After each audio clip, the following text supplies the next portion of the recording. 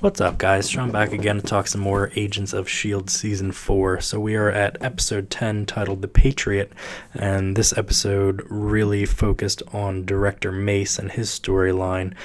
Before we get there, though, I'm going to first talk about the other storyline going on with Fitz, Simmons, Agent May, Dr. Radcliffe, and the whole life model decoy situation going on. So, as we saw last week, Agent May has been replaced by Dr. Radcliffe's life model decoy version of her in order to infiltrate S.H.I.E.L.D. and try to get the Darkhold. He was behind the Ada heel turn, I guess you could call it, as she started killing agents to try to get that book.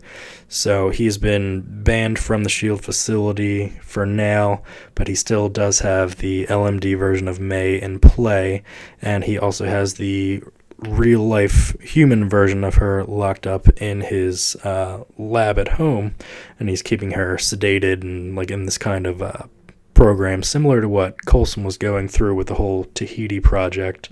Trying to keep him sedated and docile in order to hide her away and let the LMD version of her do her thing.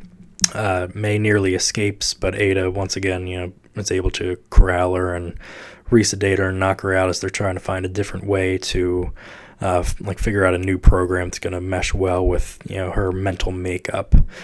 We also see that Fitz is becoming very secretive and going behind the scenes and trying to extract data from Ada and figure out what exactly went wrong, as he's seeming like he's been really obsessed with Ada. He's going behind Gemma's back and just being really shady about things. So we'll see next week how that whole situation plays itself out. The unfortunate part about all this is that I've really enjoyed Dr. Radcliffe's character this season. Once he did, join the S.H.I.E.L.D. team, what's most likely going to happen, though, is when they find out that he's been behind everything, they're going to lock him up, or whatever the situation is going to happen, and we're not going to get his character anymore. So hopefully that doesn't happen, but we'll have to see how that all plays out. The rest of the episode, like I said, was focused on Director Mace. So at the beginning of the episode, we see he was nearly assassinated by a sniper as he was giving this press conference with Daisy, trying to clear her name, get her reputation back. And as that whole situation's going on, Mac and Coulson escort him away onto a Quinjet to fly off to keep him safe. And during their flight, there's an explosion on board. The plane goes down into the woods, and one of the other agents that's on board, Agent Burroughs, is thrown from the wreckage, and Mace is really, really hell-bent on finding him. We've seen agents, random agents during the episodes die off. They don't really give it much of a thought, it seems. But, Burroughs is really sticking in his craw because of the briefcase that he's always carrying around. It's revealed that he's never, Mace is never too far away from this briefcase, and he really, really wants to get it back, but he's being secretive and not telling Coulson and Mac what's actually inside of it.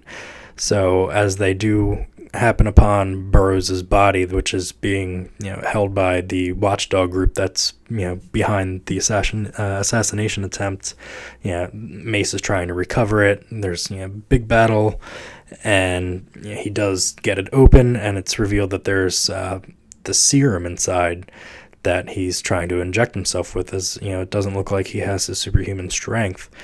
And it's shown that he actually is not an Inhuman. Spoiler alert, he's not an Inhuman. He is injecting himself with this serum that's actually revealed as a derivative of the serum that Daisy's dad Calvin was injecting himself with to give himself superhuman strength. And it's also revealed that General Talbot, who's kind of pulling rank at the S.H.I.E.L.D. base, in Mace's absence, was behind the whole thing. He's the one who put Mace in the director's role at S.H.I.E.L.D. He's the one who came up with the idea to make him an enhanced individual to get Inhumans on their side. He said World War III is going to be won by the side that has the most inhuman weapons on their side. So, he's been lying to the world, saying that he's an Inhuman and, he has these powers, in which reality he does not. But the trio is able to, get away from the Watchdogs, and it's also another cool thing. It's revealed that they've been hiring ex-Hydra members to, as like mercenaries to, further their cause as well. So there's another little tie-in there, and some plot twists here and there. Overall, it was a pretty captivating episode. I enjoyed it pretty much. I would give it a 7 out of 10, I would say. Just this season has been, with the break just being over after last week, really, split down the middle in terms of their story arcs. We had the whole Ghost Rider thing in the first half. Now we're at the Life Model Decoy arc of this season.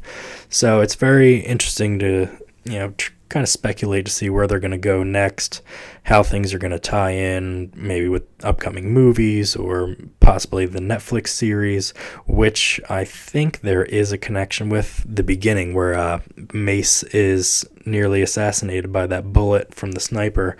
It was very, very reminiscent of that tech in Luke Cage, the Judas bullet, I believe they called it, where it explodes into, when Luke gets shot by it, it like explodes and nearly kills him. When Mace was shot at with that bullet, it gets stopped inside of the desk or the podium, and then it starts sparking. He throws it up in the air and it exploded. So if that is the same kind of technology, from both shows, that's a pretty cool tie-in showing that things are connected. They stress that everything is connected, but they don't really, follow their own rules too much. But the Netflix shows, the Marvel, the Agents of S.H.I.E.L.D. and whatnot. So if this is a connection, that's a pretty cool little Easter egg. But if there's anything else I missed or that you guys wanted to discuss further, just leave your comments down in the comment section below, and I'll be back next week with another episode review.